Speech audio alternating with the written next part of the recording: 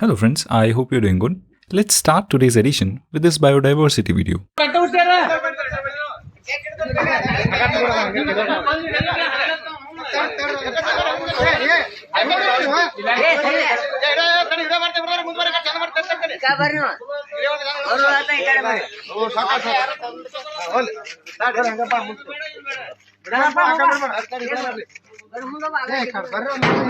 ये वीडियो है कर्नाटका के विजयपुरा डिस्ट्रिक्ट की, जहां पर बार बार बिजली की कटौती से फार्मर्स परेशान होकर अपने गुस्से को जाहिर करने के लिए अपने एरिया के इलेक्ट्रिसिटी ऑफिस में एक जिंदा क्रोकोडाइल ले आए। उनका कहना था कि उनके एरिया में बिजली सिर्फ रात को आती है और उस समय फील्ड में खेती करने के लिए जाना उनके लिए काफी खतरों से भरा है, कि वो इस क्रोकोडाइल को इस ऑफिस में इन ऑफिशियल्स को उसी खतरे का अंदाजा देने के लिए लाए हैं। अब हम बात करते हैं इंडिया में पाए जाने वाले क्रोकोडाइल्स की। इस एग्जैक्ट टॉपिक पर हम पहले बात कर भी चुके हैं, अगर आपने देखा है तो आप इसको स्किप कर सकते हैं।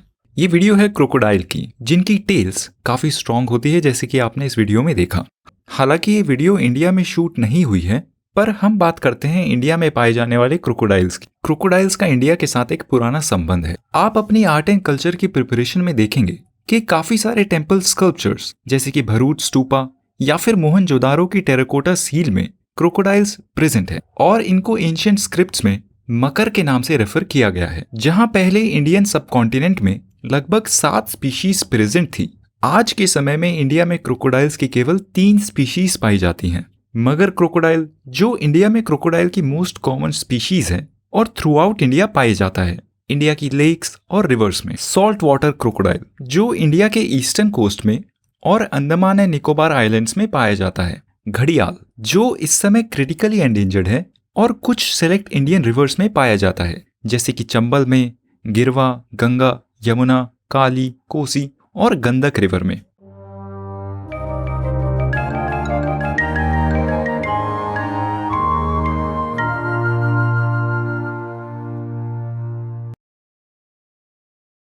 Now let's get started with today's edition. And before we begin, dear friends, अगर आप इस चैनल को सपोर्ट करना चाहते हैं तो प्लीज इस वीडियो को लाइक कर दें।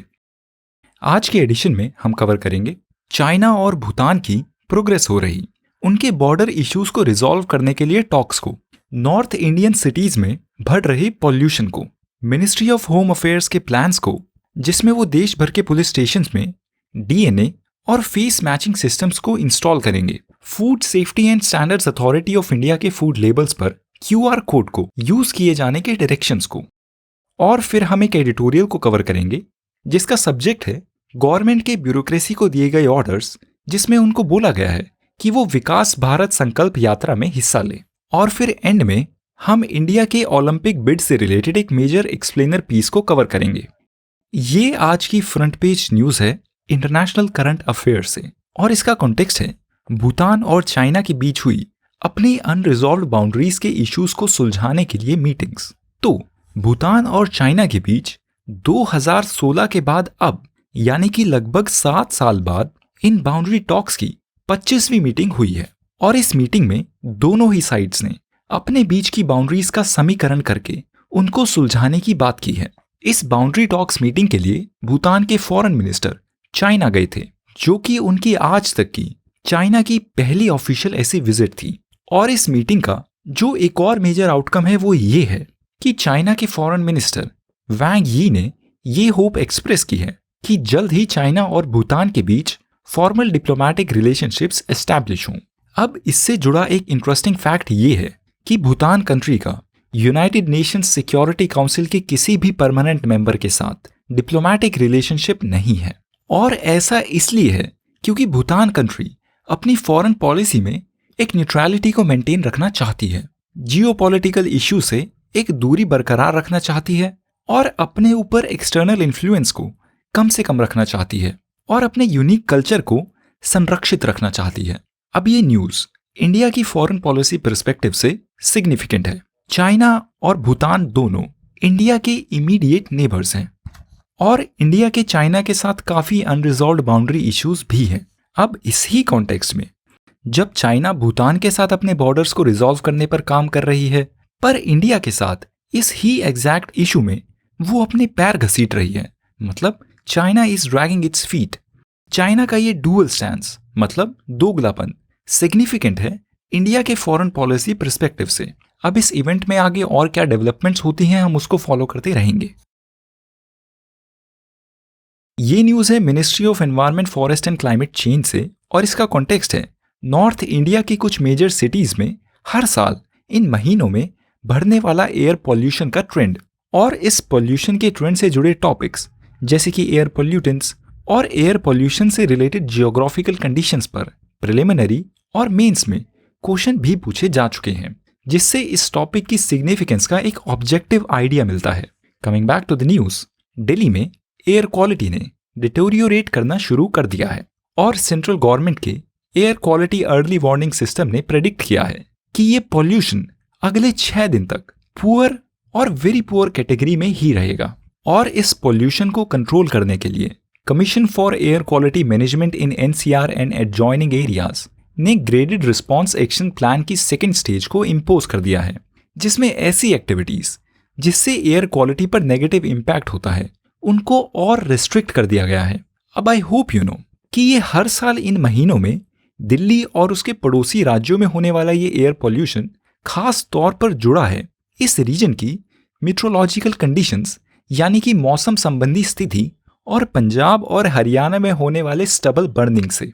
इस इवेंट से रिलेटेड सिविल सर्विसेज एग्जामिनेशन के पर्सपेक्टिव से इंपॉर्टेंट टॉपिक्स की बात करें तो वो हैं एयर क्वालिटी स्केल की categories, ministry of earth sciences का air quality early warning system, commission for air quality management in NCR and adjoining areas और उसका graded response action plan, world health organization की अपडेटेड एयर क्वालिटी गाइडलाइंस जिस पर preliminary में ये question पूछा भी जा चुका है, नेशनल क्लीन एयर प्रोग्राम और आखिर में national ambient air quality standards जिसको central pollution control board manage करती है और जिसमें 12 मेजर एयर पॉल्यूटेंट से रिलेटेड स्टैंडर्ड्स मेंशन्ड है।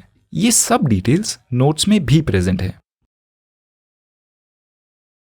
ये नेक्स्ट न्यूज है मिनिस्ट्री ऑफ होम अफेयर्स से और इसका कॉन्टेक्स्ट है इंटरनल सिक्योरिटी, जिससे रिलेटेड एक major bill the criminal procedure identification bill को 2022 में पास किया गया था और इस बिल में किए गए चेंजेस ने जो गवर्नमेंट को पावर्स दी थी उस पावर्स के ही यूज से गवर्नमेंट ने डिक्लेयर किया है कि पूरे देश भर में सेलेक्टेड 1300 पुलिस स्टेशंस में डीएनए और फेस मैचिंग सिस्टम्स को इंट्रोड्यूस किया जाएगा। इंडिया में भी अब शायद यूनाइटेड स्टेट्स की तरह मग शॉट्स लिए जाएं और उन मग शॉट्स को रिकॉर्ड्स में प्रिजर्व किया जा सकता है। 2022 में पास किए गए the criminal procedure identification bill ने गवर्नमेंट को पावर दी थी कि वो अरेस्ट किए गए पर्सन के फिजिकल सैंपल्स जैसे कि उनके फिंगरप्रिंट्स और बायोलॉजिकल सैंपल्स जैसे कि उनके डीएनए को कलेक्ट और एनालाइज कर सकें। और 2022 में पास किया गया ये बिल पुलिसिंग से रिलेटेड एक मेजर बिल था, इसलिए आप इस मेजर अमेंडमेंट के प्रोविजंस को एक बार फिर से पढ़ लें, इसकी डिटेल्स नोट्स में भी हैं। Coming back to the news, इस डीएनए और फेस मैचिंग सिस्टम के इम्प्लीमेंटेशन के लिए स्टैंडर्ड ऑपरेटिंग प्रोसीजर बनाने के टास्क को गवर्नमेंट ने नेशनल क्राइम्स रिकॉर्ड ब्यूरो को दिया है, जिसकी बात करें तो वो खुद भी मिनिस्ट्री ऑफ होम अफेयर्स के अंडर ऑपरेट कर रही एक बॉडी है।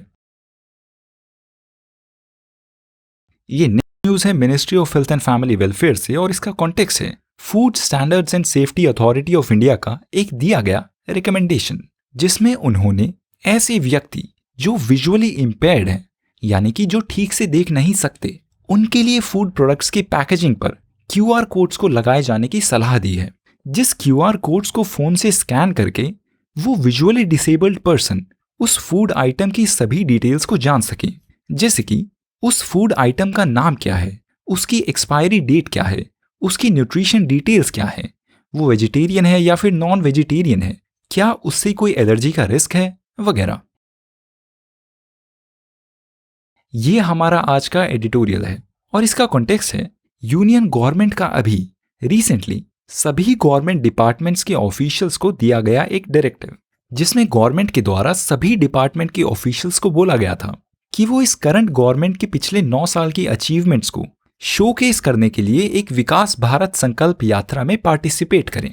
गवर्नमेंट के दिए गए ऑर्डर्स के अकॉर्डिंग इस यात्रा में यूनियन गवर्नमेंट के जॉइंट सेक्रेटरीज, डायरेक्टर्स और डिप्यूटी सेक्रेटरीज को इन रोड शो में रथ प्रभारी के तौर पर अपॉइंट किया जाएगा। अब हालांकि ये न्यूज मेजर तौर पर एक पॉलिटिकल न्यूज है, पर इस न्यूज से कुछ मेजर गवर्नेंस के एस्पेक्ट जुड़े हैं, जिस वजह से हम इस एडिटोरियल को कवर कर रहे हैं। तो गवर्नमेंट के इस डायरेक्टिव को ओपोजिशन ने काफी क्रिटिसाइज किया है, ये बोलकर कि ऐसा करने का स्टेप इस देश की ब्यूरोक्रेसी को पॉलिटिसाइज करता है। इस पीस के ऑथर इस इवेंट के कॉन्टेक्स्ट में बात करते हैं कॉन्स्टिट्यूशन में प्रोवाइडेड सेपरेशन ऑफ पावर्स की, जिस सेपरेशन ऑफ पावर स्कीम में ब्यूरोक्रेसी, मिलिट्री और पॉलिटिकल एग्जीक्यूटिव के बीच एक क्लियर सेपरेशन को एनविजन किया गया है। और कॉन्स्टिट्यूशन के इस डिजाइन के अकॉर्डिंग ब्यूरोक्रेट्स और मिलिट्री ऑफिशियल से उम्मीद की जाती है कि वो गवर्नमेंट को लेकर न्यूट्रल हो और इम्पार्शियल रहें, चाहे इन डिपार्टमेंट में काम कर रहे ऑफिशियल्स की पर्सनल आइडियोलॉजी कुछ भी हो। इस पीस के ऑथर इसी कॉन्टेक्स्ट में बोलते हैं कि ये डायरेक्टिव, जिसमें ब्यूरोक्रेट्स को ऐसे पार्शियल रोल्स निभाने के लिए बोला गया है, ये डायरेक्टिव ब्यूरोक्रेसी की क्रेडिबिलिटी और इम्पार्शियलिटी को कमजोर करता है और गवर्नमेंट को अपने इन पॉलिटिकल गोल से आगे बढ़कर इस देश के इंस्टीट्यूशंस की इंटीग्रिटी के बारे में सोचना चाहिए। ये हमारा आज का एक्सप्लेनर पीस है और इसका कॉन्टेक्स्ट है ओलंपिक्स, जिससे रिलेटेड एक मेजर स्टेटमेंट अभी प्राइम मिनिस्टर ने दी थी, जब उन्होंने बोला था कि इंडिया 2036 में होने वाले ओलंपिक्स और 2029 में होने वाले यूथ ओलंपिक्स को होस्ट करने के लिए बिड करेगा।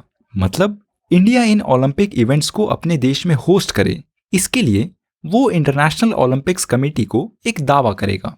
इस पीस में बात की गई है कि इन 2036 में होने वाले ओलंपिक्स को होस्ट करने के लिए अब तक कम से कम 5 ऐसी कंट्रीज हैं जो फॉर्मली बिड कर चुकी हैं, और अगर एशिया में होस्टेड ओलंपिक्स की हिस्ट्री की बात करें तो अब तक सिर्फ 3 एशियन कंट्रीज ने ओलंपिक्स को होस्ट किया है।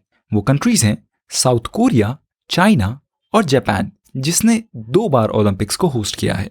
और अगर इंडिया को अपने इस दावे में सफलता मिलती है, मतलब अगर इंडिया की ये बिड सक्सेसफुल होती है, तो 2010 में हुए कॉमनवेल्थ गेम्स के बाद ये पहला ऐसा बड़ा इवेंट होगा जिसको इंडिया होस्ट करेगा।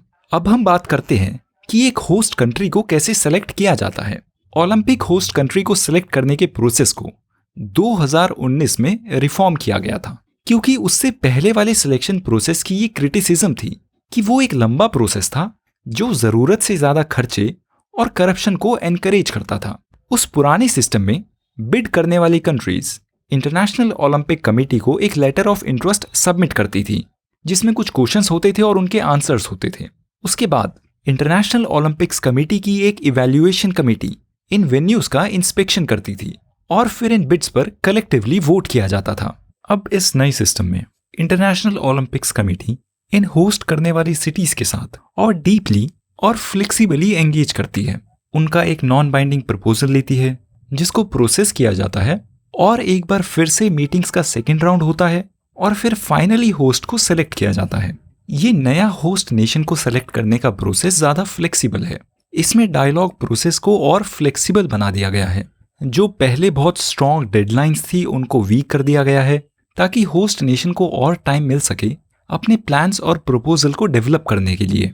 और अब इन गेम्स को एक से ज्यादा सिटी में या किसी और नेशन के साथ मिलकर भी होस्ट किया जा सकता है। इस प्रोसेस की सस्टेनेबिलिटी और इससे जुड़े खर्चे की बात करें तो अब होस्ट नेशंस को प्रोत्साहन दिया जाता है कि वो अपने पहले से एग्जिस्ट कर रहे स्पोर्ट्स वेन्यूज को इस्तेमाल करें या फिर टेम्पररी वेन्यूज बनाएं जिसमें कम खर्चा हो। और अगर वो नए स्पोर्टिंग वेन्यूज यूज भी कर रहे हैं तो वो उस सिटी के मास्टर प्लान्स के हिसाब से बने होने चाहिए, जिनको फ्यूचर में आने वाली जनरेशंस भी यूज कर सके, और ऐसा ना हो कि वो इन इवेंट्स के बाद as a waste of space बनकर रह जाएं। अगर 2028 ओलंपिक्स की बात करें तो जिसको लॉस एंजेलिस सिटी में होस्ट किया जाएगा, उसने इन ओलंपिक इवेंट के लिए एक भी नया इंफ्रास्ट्रक्चर नहीं बनाया है। और पेरिस सिटी जो नेक्स्ट ईयर ओलंपिक्स को होस्ट करेगी, उसने केवल 5% नए इंफ्रास्ट्रक्चर को बनाया है और उसका 95% स्पोर्ट्स इंफ्रास्ट्रक्चर पुराना है। 2036 में होने वाले ओलंपिक्स के बिडर्स की बात करें तो वो हैं इंडिया, मेक्सिको, इंडोनेशिया, टर्की और पोलैंड। और इन बिडर्स में सिर्फ मेक्सिको है जिसने पहले ओलंपिक्स को 1968 में होस्ट किया है। इंडोनेशिया की अगर बिड सेलेक्ट होती है तो वो पहली साउथ ईस्ट एशियन कंट्री होगी जो ओलंपिक्स को होस्ट करेगी। इंडिया की बात करें तो इंडिया ने आज तक किसी भी ऐसे मल्टीनेशन स्पोर्टिंग इवेंट में एट मैक्स 5000 एथलीट्स को ही होस्ट किया है। और इसके कंपैरिजन में चाइना ने अभी रिसेंटली हुए एशियन गेम्स में 11,970 एथलीट्स को होस्ट किया था और 2020 टोक्यो ओलंपिक्स में 11,420 एथलीट्स ने पार्टिसिपेट किया था। Now that's all for today friends, जैसा कि मैंने इस वीडियो की शुरुआत में कहा, अगर इस वीडियो से आपकी लाइफ में कुछ वैल्यू एडिशन होता है तो प्लीज़ इसको लाइक करें, और अगर आप अपने थॉट्स को मेरे साथ शेयर करें तो वो मुझे बहुत अच्छा लगता है। Please do it. I'll see you on the day after tomorrow on Friday. Take care. Have a nice time. Bye.